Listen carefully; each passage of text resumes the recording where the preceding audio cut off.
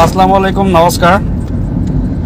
যোৱাকালি যি গোৱালপাৰাত অমানৱীয় উচ্ছেদ হ'ল, সেইটো অমানৱীয় কোৱা কাৰণ আছে। আৰু বিশেষকৈ কিছু একাংশ নিউজ চেনেলত বা বিশেষকৈ কিছু একাংশই মানে তাক লৈ কিনে ফূৰ্তি কৰি আছে আৰু কিছুমান মন্তব্য দি আছে যে তাতে মাটিখিনি দখল কৰিছিলে সন্দেহযুক্ত নাগৰিক বাংলাদেশী। তো এইবিলাক কথা আচলতে ওলাই আছে আৰু সেইকাৰণে লাইভটো এইটো কাৰণে আহিলোঁ যে তাত যিখিনি মানুহে আছিলে সেইখিনি মানুহ ইয়াৰে ভাৰতীয় মানুহ, বৈধ মানুহ। প্ৰথম কথা, সেইখিনি মানুহ বাংলাদেশী নহয়। সেইকাৰণে সেইখিনি মানুহ সন্দেহযুক্ত নাগৰিক আৰু বাংলাদেশী কোৱাটো বাদ দিয়ক। আৰু যিখিনি মানুহে ফূৰ্তি কৰিছে, আপোনালোকে মানুহ শাৰীতো নপৰে। আজি চৰকাৰে যিখিনি উচ্ছেদ কৰি দেখুৱাইছে, এই উচ্ছেদটো কৰাৰ কাৰণটো কি আমি চবেই জানো যে 26ৰ নিৰ্বাচন। একাংশ সুখী কৰিবৰ কাৰণেতো মুছলমানৰ টাৰ্গেট কৰিবই লাগিব, এইটোতো আৰু আগৰ পৰাই নীতি নিয়ম। একাংশ সুখী কৰাৰ কাৰণে, একাংশৰ পৰা ভোট ল'বলৈ কাৰণে মুছলমানক টাৰ্গেট কৰিবই লাগিব। সেইকাৰণে 26ত নিৰ্বাচন জিকা এইটো ৰণকৌশল, এইটো ভালকৈ বুজি পাইছোঁ। কিন্তু কথাটো হৈ গ'ল তাতে অমানৱীয় কিয় কাৰণে ক'লোঁ যে সেইখিনি চৰকাৰী যদি মাটি হয় তাতে উচ্ছেদ কৰিছে আজিৰ তাৰিখত, বাৰু ঠিকে আছে উচ্ছেদ কৰিছে, কিন্তু তাত থকা মানুহখিনি কোন হয়?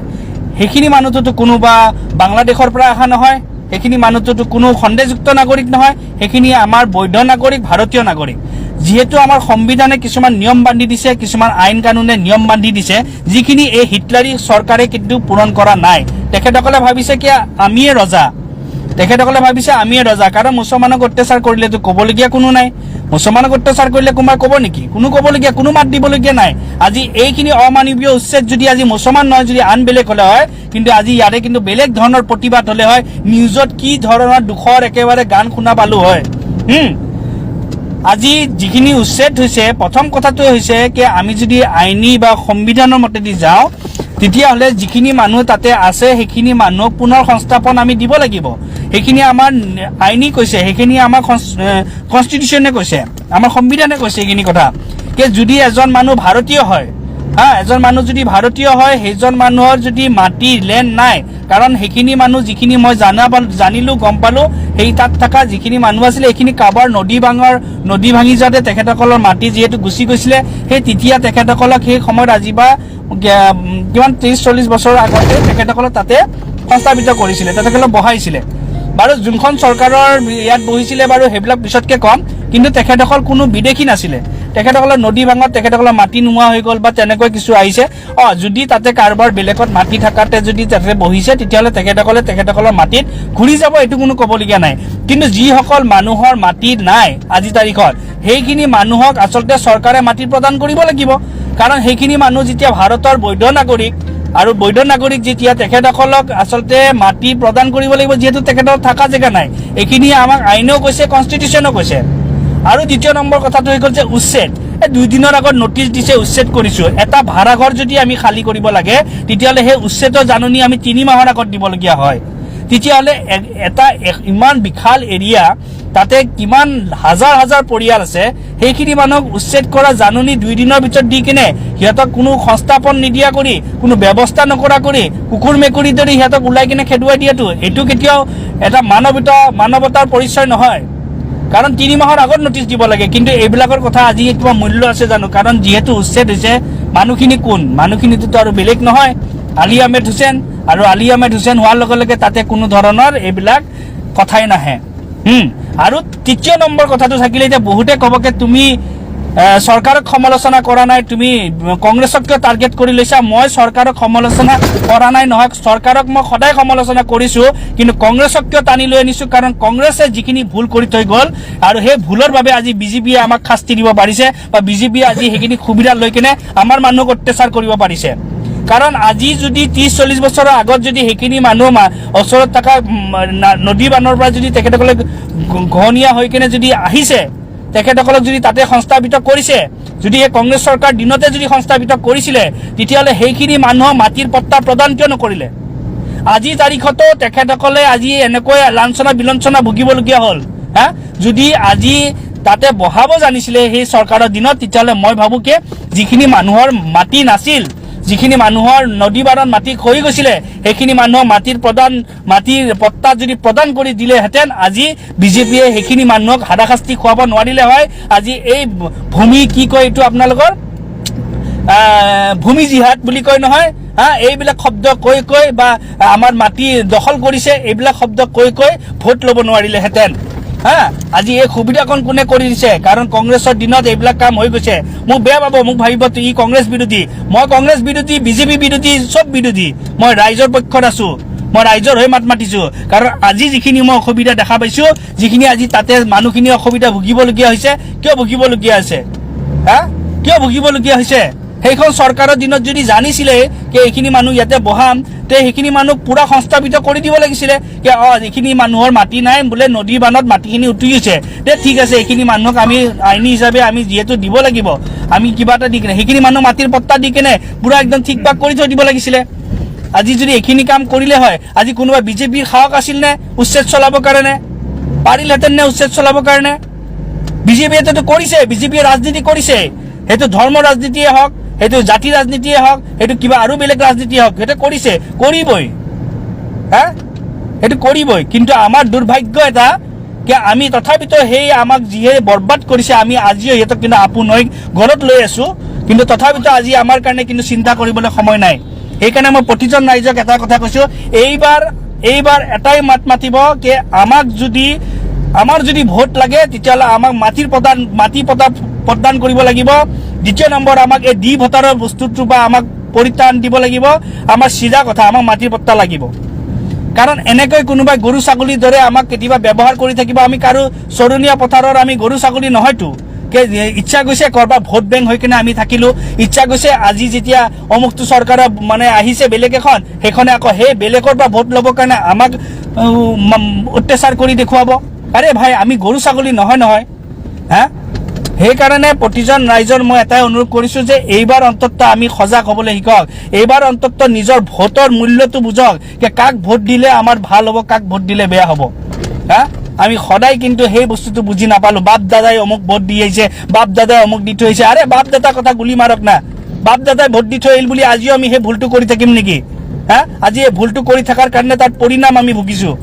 তাৰ পৰিণাম আমি সকলোৱে ভুগিবলগীয়া হৈছে कि আজি আমাক একো এটা কাম কৰি নিদিয়াৰ কাৰণে আজি কি কৰিছে বিজেপি নিচিনা এটা চৰকাৰে আহি কিনে আমাক বৰবাদ কৰিছে আৰু কৰিছে কোনে যিখিনি বিজেপিৰ আহিছে সেইখিনি এটা সময়ত কংগ্ৰেছতে আছিলে বেলেগতো নাছিলে তেখেতসকলৰ তাত গোটেই ডাটাখন আছে ক'ত কি কৰা আছে আজি সেই ডাটা মতে চাই কাম কৰি আছে মুখ খুলিব গ'লে বহুত খুলি দিব পাৰো মই মুখ খুলিব গ'লে বহুত কথা কৈ দিব পাৰো খং আছে ভিতৰত কাৰণ মই কাৰো দালাল নহয় মই ৰাইজৰ দালাল বুলি ক'লে ভুল নহয় কিন্তু মই কোনো নেতা কোনো মই দলৰ দালাল নহয় আজি এই খবা কাম কৰি নষ্ট কৰি পেলাইছে নষ্ট কৰি পেলাইছে আজি বিজেপি সুবিধা কিয় পাইছে বিজেপি সুবিধা পাইছে কিয় কংগ্ৰেছৰ কাৰণে সুবিধা পাইছে চিধা কথা আজি সিহঁতে উচ্ছেদ চলাইছে অমানৱীয় উচ্ছেদ চলিছে কিয় সুবিধা কোন পাইছে আজি আমি কোনো একো এটা কাম কিয় কৰিব পৰা নাই আমি আইনী যুঁজ এখন কিয় যুঁজিব পৰা নাই কাৰণ এই কংগ্ৰেছে কৰি যোৱা কিছু একাংশই ভুল সিহঁতে আজি মাটিৰ প্ৰদান নকৰিলে সিহঁতে মাত্ৰ মানুহখিনি কুকুৰ মেকুৰীৰ দৰে বহাই ভোটখিনি ল'লে আৰু লৈ মেলি কিনে আজি যেতিয়া সিহঁতে শাসকত নাই সিহঁতৰে কিন্তু আংগু পাংগুখিনিয়ে যিখিনি আজি মানে এই চৰকাৰত আহিলে আজি সেই ডাটা মতে কাম কৰিছে কাম কৰি কিনে আজি বেলেগৰ পৰা ভোটখিনি লৈ আছে আমাক অত্যাচাৰ কৰি দেখুৱাইছে এইবিলাক গ্ৰহণযোগ্য নহ'ব আৰু এইবিলাকৰ কাৰণে অন্ততঃ এইবাৰ শিক্ষিত জ্ঞানী ৰাইজে অন্ততঃ এবাৰ বুজি আহক কি আমাৰ ভোটৰ মূল্যটো বুজি উঠক মাটি পদা যদি আমাক প্ৰদান কৰিব নোৱাৰে কোন ভোটে নিদিব একচেটিয়া ভোট মাৰক কোনো আপত্তি নাই কিন্তু যোনে আমাক মাটি পদা প্ৰদান কৰিব যোনে আমাক ডি ভোটাৰৰ নিচিনা এটা অপনামৰ পৰা আমাক যেতিয়া মুক্তি দিব আমি সেই চৰকাৰ বা সেই কি বুলি কয় দলটোকে আমি আগুৱাই লৈ যাম বা আমি সকলো একচেটিয়া হৈ ভোট মাৰিম চিধা কথা অত্যাচাৰ সহ্য কৰি থাকিব নোৱাৰো নহয় আজি কোনোবা এটা মাত দিব গৈছে নেকি চবে যাই কিনে মিডিয়াৰ আগত কি কৰি আছে ফুটেজ লৈ আছে আৰে ভাই সেইখিনি মানুহৰ কিখিনি ভুগিছে আজি তাৰে কিমান হাজাৰ মানুহৰ মাটি নাই সেইখিনি কাৰণে যুঁজিব লাগিব নহয় সেইখিনি মানুহ মাটি প্ৰদান কৰিব লাগিব কংগ্ৰেছে যুঁজিব নে আজি যুঁজিব লাগিব কাৰণ তেখেতসকলেতো বহাইছিলে আৰু সেইখিনি মানুহক ন্যায় প্ৰদান কৰাটো কংগ্ৰেছৰ দায়িত্ব তো সেইকাৰণে কংগ্ৰেছৰ দায়িত্ব এইখিনি যে সেইখিনি যিখিনি মানুহৰ তাতে মাটি নাই যিখিনি মানুহৰ কোনো ধৰণৰ সা সম্পত্তি নাই সেইখিনি মানুহৰ কাৰণে কংগ্ৰেছ চৰকাৰে আহিছে কংগ্ৰেছ দলে মাত মাতি কিনে যেনেকৈ সেই সময়ত বহাব জানিছিলে এই সময়ত তেখেতসকলক কাৰণে মাত মাতি কিনে সেই মাটিকণ চৰকাৰৰ পৰা ওলাই দিব লাগিব সেই মানুহখিনিক ক্ষতিপূৰণ দিয়াব লাগিব কাৰণ বহুৱাৰ মানুহখিনিতো সিহঁতে আছিলে তো আজি মাত মাতিব সিহঁতে ওলাই আহিব লাগিব আৰু যদি সেইখিনি কাম কৰিব নোৱাৰে তেতিয়াহ'লে ৰাইজে 26ত ব্যৱস্থা লওক 26ত চিন্তা কৰক একদম স্পষ্ট কথা মোক এতিয়া ক'ব বহুতে কে ই হৈ গ'ল কমো অমুক দলৰ মই কৈছোঁ নহয় মই চিধা ৰাইজৰ হয় মই যোনটো বেয়াটোৱে দেখিছোঁ বেয়াটোৱে কম কাৰণ ইমান দিনেদি বুজিছোঁ ন এই উচ্ছেদ কৰা মই গোটেই চিষ্টেমটো চাই আছোঁ ন কেনেকৈ উচ্ছেদ হৈ আছে কি কৰি আছে মানে অমুকে বহাই আৰু এপিনে উচ্ছেদ হয় অমুকে বহাইছিল সেইটো লৈ কিনে উচ্ছেদ হৈছিল মানে কি মাটিৰ বত্তাখিনি নিদিলে মাটিৰ বত্তা নিদিয়াৰ কাৰণে আজি প্ৰমাণ পত্ৰ নোহোৱাৰ কাৰণে চৰকাৰী মাটিত বহাৰ কাৰণে উচ্ছেদ কৰি দিছে এতিয়া কোনোবাই ক'লে হ'ব নেকি তাতে লাইট গৈছে কেনেকৈ তাতে অমুক গৈছে কেনেকৈ হা কাৰণ চৰকাৰ কাৰ যিখন চৰকাৰে হিটলাৰী চৰকাৰ আৰু সেই চৰকাৰখন চলোৱা মানুহকেইটা কোন কাৰ লগত আছে এতিয়া খুলি ক'ব নালাগে আৰু চবে ৰাইজে বুজি পাইছে সেইকাৰণে এটাই কথা মোৰ স্পষ্ট ভাষাৰে এটা কথাই আছে যিখিনি মানুহ তাতে উচ্ছেদ হৈছে সেইখিনি মানুহৰ যিখিনি ভূমি নাই সেইখিনি ভূমি প্ৰদান কৰিব লাগিব আৰু সেই ভূমিৰ প্ৰদানৰ কাৰণে মাত মাতিব লাগিব কিন্তু কংগ্ৰেছে আৰু যদি কংগ্ৰেছে মাত নাপাতে ৰাইজে চাই আছে ৰাইজে 26ত ৰিজাল্টটো দিব আৰু দ্বিতীয়তে আমিও এটা বস্তু শিকিবলগীয়া হৈছে যে আমি আমাৰ ভোটৰ মূল্যটো বুজি পাব লাগিব যিয়ে আমাক মাটিৰ পট্টা দিব যিয়ে আমাক দি ভোটাৰ বা এইবিলাক ধৰণৰ অপনামৰ পৰা আমাক যিহেতু মুক্তি দিয়াব আমাৰ সমষ্টিৰ কাৰণে ভাল হ'ব বা আমাৰ সমাজখনৰ কাৰণে ভাল কৰিব পাৰিব সিয়াকেহে আমি আগুৱাই লৈ যাম সি যি দলৰে হওক যি ইয়াৰে হওক একদম স্পষ্ট কথা নহয় ইমান যুঁজি ইমান মৰি থাকি লাভ নাইতো হা সদায় ভোটৰ কাৰণে অকল আমাৰ নামটোৱে ব্যৱহাৰ কাৰোবাক ভোট লগাৰ কাৰণে আমাক নামটো ব্যৱহাৰ হা কোনোবাই আকৌ আমাক মাৰি কিনে হ'লেও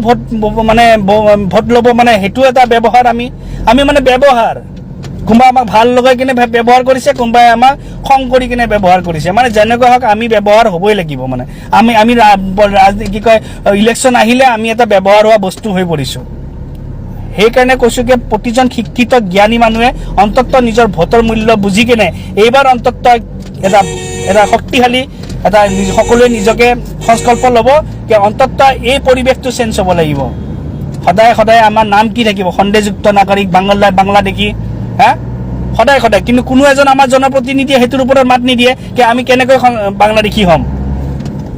বহুত কথা আছে ক'বলগীয়া মনত সুখ আছে কিন্তু এটাই কথাই কৈছোঁ সকলোৱে আমি এতিয়া একলগ হৈ এটাই ক'ব লাগে যেনেকৈ সেইখিনি সময়ত আমাক তাতে কোনে বহাইছিল কি কৰিছিল সেইবিলাক পিছৰ কথা এতিয়া আমাক চিধা কথা যিখিনি মানুহ তাতে আছে যিখিনি মানুহৰ মাটি গাড়ী নাই যোনে নদী বানত মাটি উঠি গৈছিলে সেইখিনি মানুহক পুনৰ সংস্থাপিত কৰিব লাগে চৰকাৰে এটা স্পষ্ট ভাষা তাৰ বাহিৰে আৰু বেলেগ কথা একো নাই জয় অসম।